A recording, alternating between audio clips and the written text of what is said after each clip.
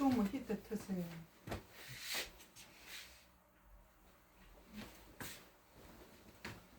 성령을 받은 것은 오늘은 갈라디아 사람들에게 호소하고 있는 그런 말씀입니다. 어리스도다 갈라디아 사람들아. 뭐 어리석은 게 아니거든. 믿음 좋았던 이 갈라디아 교인인데 왜 이렇게 이야기하는가?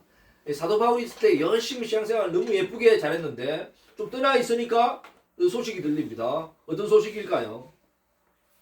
참 우리나라 사람이 귀가 얇다 이런 소리를 많이 하거든요. 그리고 냄비 건성 그렇게 이야기하지 않습니까? 부르르 끓였다가 푹 실었다가 우 하는데 몰리는데 보면 언제 끝날지 몰라요.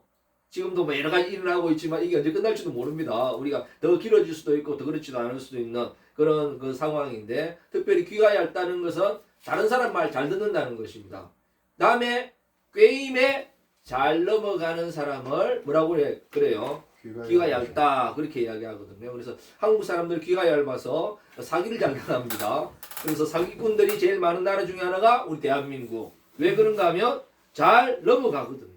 이 갈라디아 사람도 야 너무 신앙생활 잘한다 이러다가 뭔가 되겠다 했는데 잘 넘어가는 것 같아요. 별것도 아닌데 그럼 왜 넘어갔는가 그것을 이야기하면서 이야기하고 있습니다. 예수 그리스도께서 십자가에 못 박히신 것 이것은 너희 눈앞에 밝히 보이거늘. 그러니까 뭐 실제 이분들은 예수님이 십자가에 못 박힌 거 못 봤을 거 아니에요. 본 사람들 아니거든요. 본토인이 아니니까 이방인입니다. 그러나 얼마나 예수님의 십자가가 확실했으면 눈앞에서 본 것처럼 이야기하고 있습니다.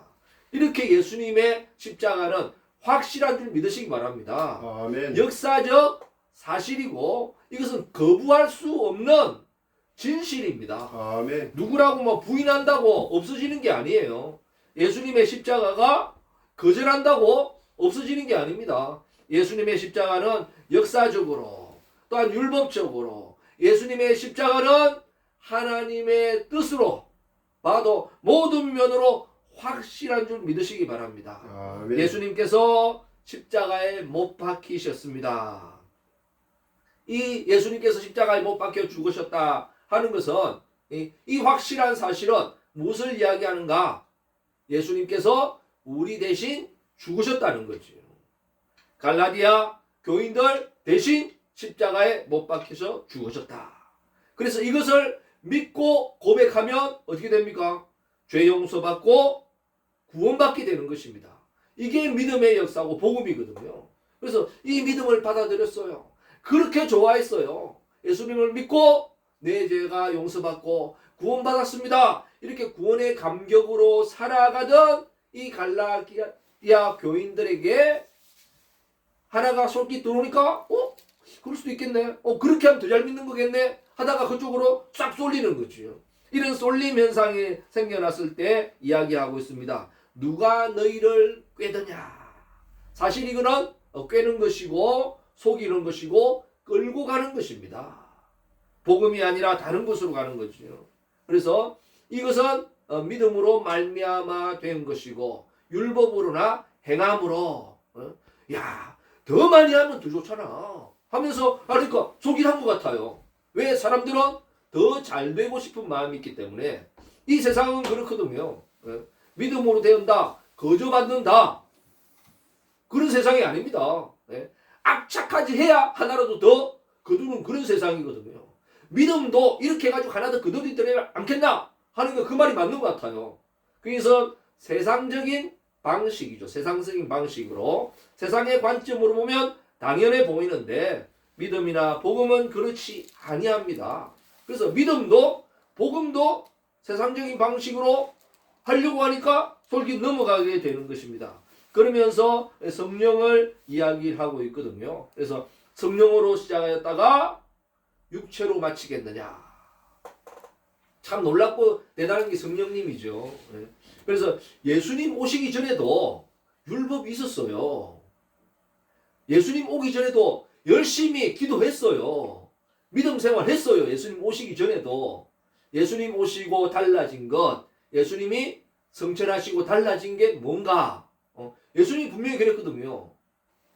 보내실 바 성령을 기다리라 그랬거든요. 성령이 너희에게 임하시면 너희가 권능을 받고 예루살렘과 온 유대와 사마리아와 땅 끝까지 이르러 내 증인이 되리라. 분명히 말씀하셨거든요. 그래서 예수님과 예수님 이전의 차이가 뭔가, 예수님 이후의 차이가 뭔가, 십자가가 기점이 되어 있고 그 이전의 차이는 성령님이에요. 그전에도 성령님 역사하셨죠. 삼손에게 역사하셨어요. 삼손에게도 와 역사하셨습니다. 부분적으로 역사하셨지만 지금과 같은 이런 성령의 역사는 아니었거든요. 그래서 교회를 다른 말로 뭔가 하면 성령이 임하셔서 생긴 게 교회예요. 그 이전에도 모여서 예배 드렸습니다. 그 이전에도.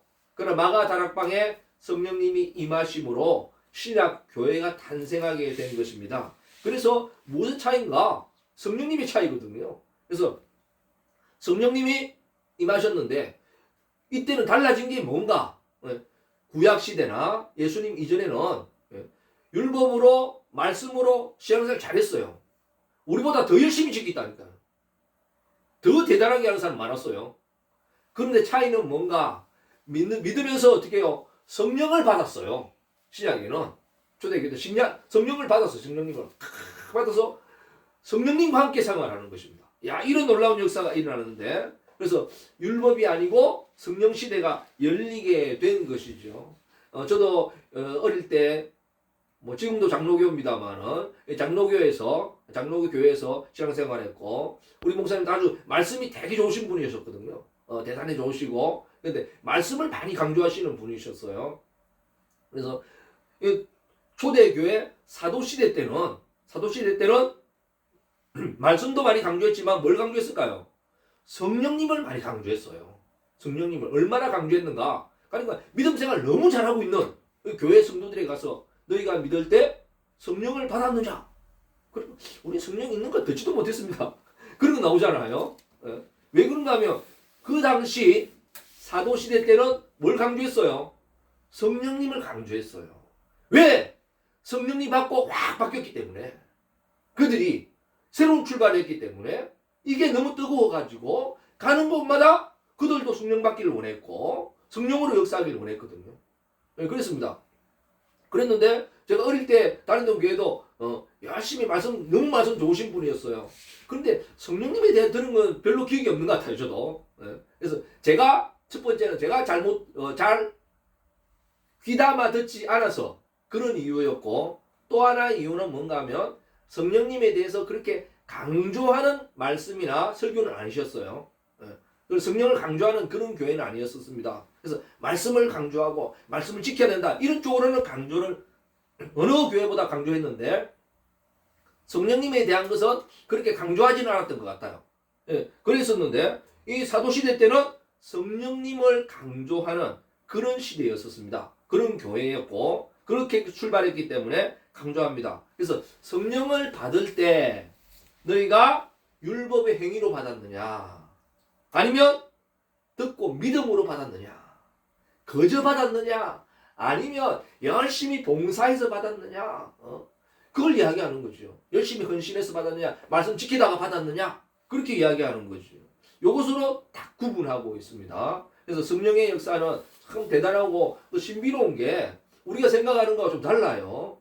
우리가 생각하는 그런 생각으로 하면 특별히 장로교와 또한 뭐 순복음이라든지 이런 거 그 교리가 좀 틀리거든요. 어떤가 틀리는가? 가장 첨예하게 대입했던 게 성령론이었습니다. 장로교는 예수님을 믿을 때 어떻게 돼요? 성령님이 들어오셔서 믿음을 고백할 때 성령님 들어오셨어요. 그래서 베드로에게도 그 알게 한 게 뭐겠어요? 믿음으로 고백한 주는 그리스도시요 살아계신 하나님의 아들입니다. 그거는 네가 한 게 아니고 그래서 성령님께서 하신 거죠. 하나님 아버지께서 알려주신 것입니다. 그렇죠. 자기가 하는 게 아니다. 그 정도로 자기 뜻이나 의지로 알 수 있는 게 아니거든요. 믿음으로 고백하는 것은 성령님이 오셨다는 거죠. 그래서 성령의 내주, 장로교입니다. 내주 안에 계셔요.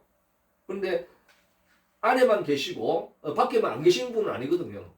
그리고 뭐 순복음이라든지 이런 것은 뭐라고 합니까? 성령 받아야 된다. 기도하고 하면서 어떻게 해요? 받아야 된다. 그래서 방은 못 받은 그 초기에는 방은 못 받으면 그거 못 받은 사람이다. 뭐 그 정도 해가지고 뭐 이단 소리까지 들었어요.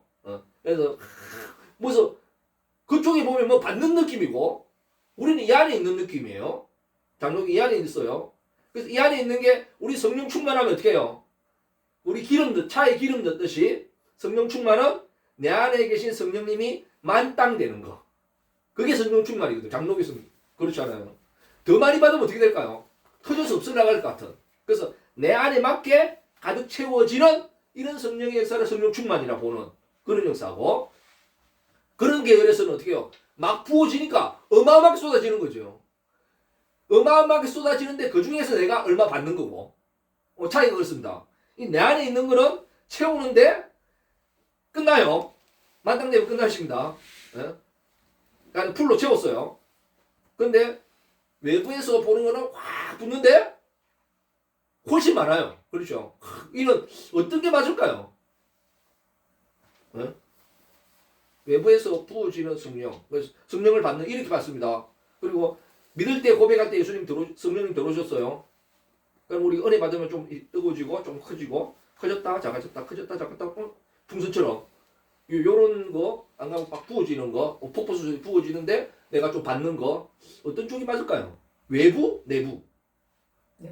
내부. 장로교는 내부 쪽이었고 두 개 다 맞습니다. 사실은 우리 사람의 생각이죠. 한쪽을 주장하는 사람의 생각입니다. 한쪽은 왜 사람은 그런가? 사람이 집에 있으면 직장에는 내가 없어요. 직장에는 없어요. 직장에 나가 있으면 가정에는 없어요. 그렇잖아요. 그러나 성령님은 그런 분이 아니십니다. 내 안에 계신다고 밖에 역사 못하는 분 아니고 밖에서 역사한다고 내 안에 역사 못하신 분 아닙니다. 하고도 남지요. 사람의 생각이니까 이렇다 저렇다 이야기하지. 아니 어떻게 그럴 수가 있냐고. 하나님이니까 당연히 그럴 수 있지. 그럴 수 있는 게 아니고 하나님이니까 그거 못하면 더 이상한 거지요. 우리는 막 생각하다가 기적이 일어났다고 하나님이 은사 하나 받으면 이런 일이 일어났다고 하는데 하나님은 그거 끈값이에요. 우리는 기적인데 뭐예요? 하나님은 일상이에요. 그거는 일도 아닙니다. 하나님은. 그러니까 하나님이고 성령님인 거죠. 그렇지 않겠어요? 그래 세상에서는 뭐 하나 받으면 와 하다고 3,000배 올리고 그럴 거예요. 그거 우상 숭배할 때 그러잖아요. 뭐 대단한 것처럼 대단한 건 대단한 건데 우리 인간으로 보면 대단한 건 대단한데 하나님 보면 그거 아무것도 아닌 거지요. 그게 일상입니다. 하나님 그게 숨 쉬는 거랑 마찬가지예요. 우리는 기적인데 그렇잖아요. 성령님은 하고도 남아요. 하고도 남아. 그러면서 그 이야기를 하거든요. 성령님을 받을 때 율법의 행함으로 받았느냐 아니면 믿음으로 고백하면서 그냥 그저 받았느냐. 그냥 그저 늘름 받았어요. 자, 악착같이 막 기도가 받는 것 같지만 사실은 그저 받는 거예요. 왜 그 이야기를 할 수 있는가 하면 우리 예전에 40-50년 전만 해도 이 방언을 금지하는 교회들도 의외로 많았었거든. 장로교는 방언하면 뭐 이단 정도까지는 안 부르더라도 교회에서 방언하면 뭘 했어요? 또박또박이 말라라고 알아듣지도 못하는 말로 그렇게 뭐 심하게 뭐라는 목사님도 많이 계셨거든요. 그 정도로 했는데 왜 그런 게 나오는가? 은사 받은 사람의 부작용이 많아서 그래요. 악영향이 많아서. 은사 받았다고 하면서 어떻게 해요? 잘못된 길로 가는 사람들이 의외로 많아가지고 아예 부작용을 막기 위해서 금지시킨 교회가 많았어요. 금지시킨 교회가. 지금은 좀 많이 열려 있습니다만은 그 정도 좀 우리 성도들이 좀 성숙하기도 하고 신학적으로 이런 게 많이 좀 되어졌겠지요. 감사한 일입니다. 그래서 그걸 단점으로 봤을 때는 그 성령의 그런 단점이거든요. 부작용이 많다. 이단으로도 가기도 하고 또 자기가 은사 받으면 뭐 하나 만들기도 하고 막 그래가지고 문제도 많이 생겼습니다. 그렇기 때문에 아예 금지시키거나 또한 조심시키는 이런 경향이 많았었는데 그런 단점이죠. 그러나 그 사실을 반대로 한번 생각해보면 반대로 생각해보면 왜 그런 일이 생기게 되었을까? 우리가 신앙적으로 연륜이 있고 그렇죠. 또 많이 알고 믿음으로 성숙한 사람이 성령을 받으면 그런 부작용이 좀 덜했을 거 아니에요. 성숙한 믿음의 사람들이 그런 사람이 받으면 얼마나 좋았을까요? 성령을 받는 사람이, 그러니까 목사님, 장로님이 성령 연사를 받고 방언하고 뭐 예언하고 이랬으면 얼마나 좋았을까요? 부작용도 좀 덜했을 것이고 됐을 텐데, 다른 말로 이야기하면 그렇습니다. 그런 사람보다 오히려 누가 더 잘 받았죠? 새로 들어온 사람이 더 잘 받고, 예? 성경에 대해서 많이 안다는 목사님보다 여자들이 더 많이 받았고, 예? 어린아이들이 더 잘 받는 거예요. 성령을 받는데. 참 신기하잖아요. 바로 그 이야기예요. 그 이야기입니다. 아니, 목사님이 더 잘 받아야 되는데, 원래는 당연히 목사님 더 잘 받아야 되잖아요. 은사도 더 많이 받아야 되고, 그렇지 않겠습니까? 장로님들이 성령에 대해서는 더 박사야 되지. 해야 되죠. 그렇지 않겠어요? 그런데 새로운 사람이 성령 받았다고 랄랄랄랄랄랄랄랄 어린아이들이 뭐 한다고 랄랄랄랄 하니까, 야, 그것도 아니고, 그래서 뭘 할 수 있었거든요. 그렇지 않겠어요? 다른 말로 보면 어떻게 해요? 신앙의 연륜으로 받았느냐, 신앙의 성숙대대로 받느냐. 성숙, 이제는 성숙해졌어요. 성숙해서 받느냐, 그게 아니라는 거지. 누구나 받는데 그건 누가 주세요? 성령님이 그냥 주시는 거죠. 받는 사람은 뭐 돼서 받는 것 같지만 사실 그렇지 않습니다. 그 이유가 뭔가, 성령님이 바보라서 그런가, 수준을 몰라서 수준 높은 사람에게 안 주고 수준 높은 사람은 넘어가고 낮은 사람에게 줬는가, 평준화시키기 위해서 그랬는가? 그렇지 않습니다. 성령님은 우리보다 놀라운 분이십니다. 왜 그렇게 하셨을까요? 사도 바울은 이야기하죠. 자랑치 못하게 하기 위함이다. 이 사실을 믿으시기 바랍니다. 이 성령의 역사는 자랑하지 못하게 하기 위해서 누가 주셨기 때문에, 나의 노력과 나의 경험과 나의 지식과 나의 연륜으로 받는 것이 아니라 누가 주셨어요? 성령님이 그냥 주셨기 때문에 누구든지 자랑하지 못하게 하기 위함이다. 그래서 성령의 역사는 자랑하지 못하게 하기 위함입니다. 왜? 하나님이 하셨기 때문에. 사도 바울처럼 자랑할 게 많은 사람 어디 있겠어요? 당당히 자랑할 수 있지만 자랑하지 않는 이유, 성령님이 하셨기 때문에 가능하지. 그런데 지금 한번 보세요. 그래서 성령의 은사 쫙 받았으면, 야, 이런 고가 은사는 내 같은 수준이 돼야 받는다 말이야. 너희들과는 차원이 틀려 하면서 그렇게 이야기하는 사람이 한국교회에 의외로 있을 수 있다니까요. 그렇잖아요. 그거는 사실 성령론과 맞지 않습니다. 성령의 역사는 성령님이 그냥 주시는 거지, 내가 뭐 해가 받는 거 아니에요. 이런 인사 받으니까 내가 이렇게 대단하다. 네가 대단한 게 아니고 누구예요? 역사하신 성령님이 대단한 거지. 이게 그 성령님의 역사거든요. 성령님께서는 그렇게 역사하신 그 이야기를 하고 있습니다. 이걸 봤을 때 봐. 율법의 행함으로 받았느냐? 어디 받았어요? 믿음으로 그저 받았느냐? 그냥 그저 받은 거지요. 이 믿음으로 구원받는 것도, 성령의 은사를 받는 것도, 성령의 역사를 이끌어내는 것도 어떻게 해요? 믿음으로 그저 받는 것입니다.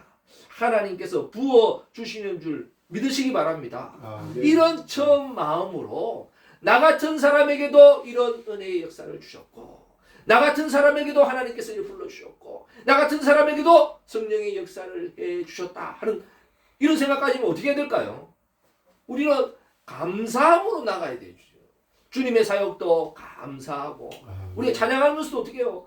감사하죠. 내 같은 사람을. 그래서 이 성령의 역사는 사실은 감사의 역사예요. 은혜라고 하는 건 감사거든요.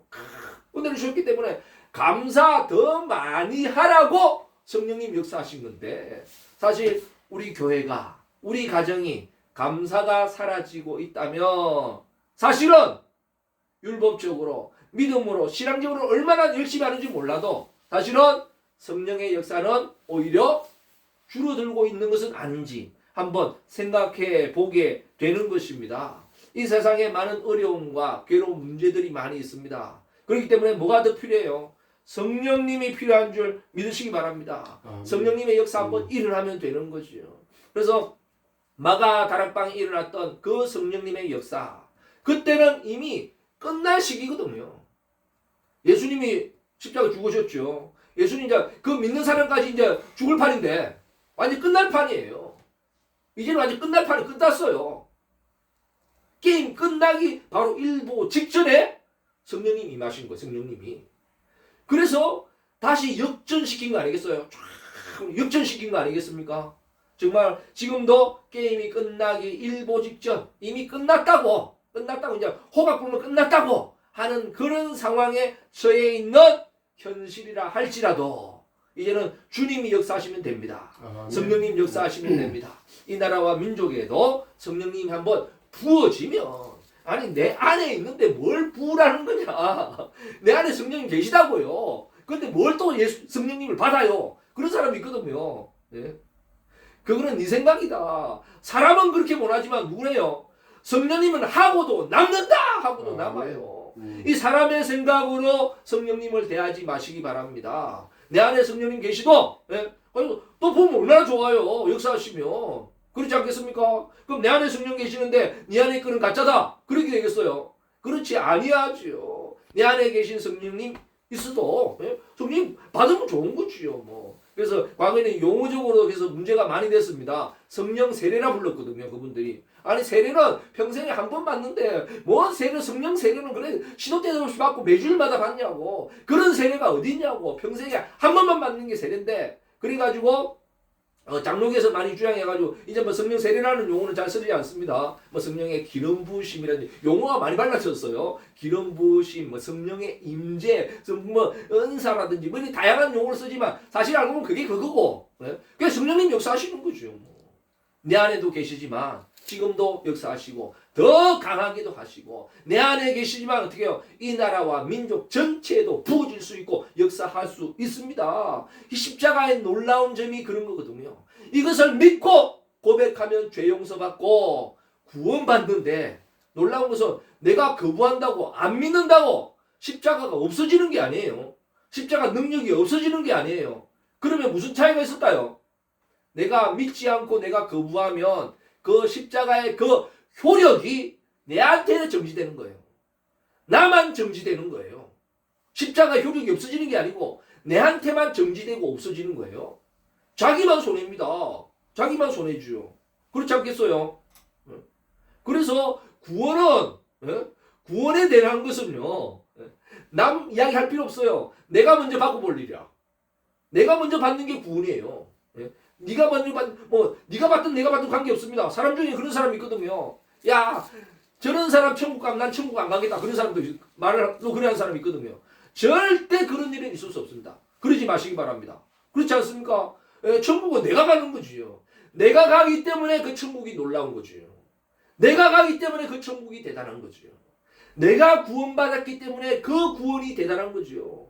남이 아무리 70억이 구원받아 보세요. 나와는 상관없는 이야기입니다. 내가 구원받아야 되거든요. 성령의 역사도 마찬가지죠. 내가 먼저 받고 볼리고 내가 먼저 성령 충만하면 됩니다.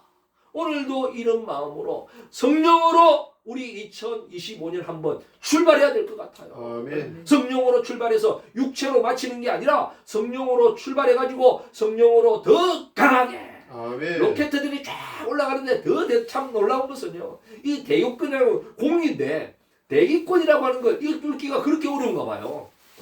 뭐 별것 아닐 것 같은데 그래서 그냥 올라가는 로켓가 없어요. 가다가 어떻게 해요? 떨어뜨리고 2단 3단으로 갑니다. 쫙 올라가다 불을 쭉 가다가 뚝 떨어져요. 아니 저거 왜 떨어뜨리냐니까 그 다음에 2단으로 또 한번 팍 뿌려줍니다. 2단 3단은 그래서 뚫고 나가는 거거든요. 우리 인생도 마찬가지입니다. 오늘 2025년도 마찬가지인 줄 믿으시기 바랍니다. 성령으로 막 출발해가지고 어떻게 해요? 2단, 3단, 4단 오늘도 올려가는 성령의 역사가 올라가는 성령의 역사가 우리 한국 교회와 우리 가정과 우리 사역에서 일어나서 정말 성령으로 출발해서 성령으로 더 화려해지는 그런 복된 한 해가 되시기를 주님의 이름으로 간절히 축원드립니다.